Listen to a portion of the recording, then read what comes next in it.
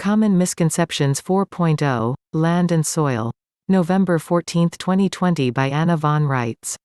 Ever notice that ubiquitous phrase, land and soil? Ever wonder why they don't just lump it together under one word, like dirt? The Romans, and later, the British, made a distinction between land and soil, and the Americans followed suit.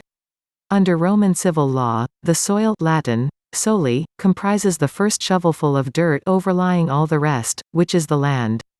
The British Convention defines soil as the top 6 inches of the earth, a sort of intransignant, permanent skin that covers the entire planet, including the ocean basins.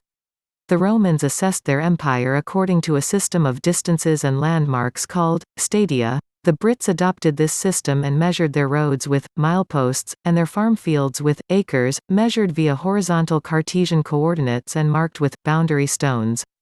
So the defining measure of soil is depth, and the defining measure of land is horizontal distance. In this system which we inherited, the two things, land and soil, are actually quite different, even though they must be considered together because the soil overlays the land. As a practical matter, we all live on the soil. In America, our counties define our soil jurisdiction, and the counties within the borders of a state taken together create the soil jurisdiction of each state. The soil within each state's borders comprises its national jurisdiction. If you similarly join all the different state soil jurisdictions together, you find yourself looking at the United States, the familiar multi-colored political map showing our states as 50 pieces connected to each other like a crazy quilt.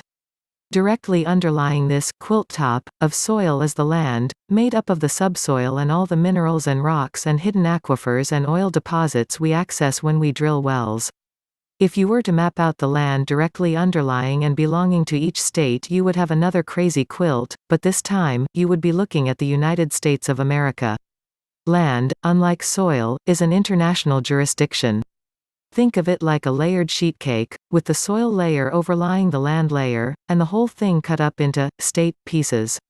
Also think of it as the United States overlying the United States of America, whose reach extends out beyond the shores of our nation-states, to the edge of our currently claimed international sea boundary. That is, a proper map of the United States of America would not only show the land jurisdiction of the states, but would extend out into the sea and include the maritime borders, defined as American waters.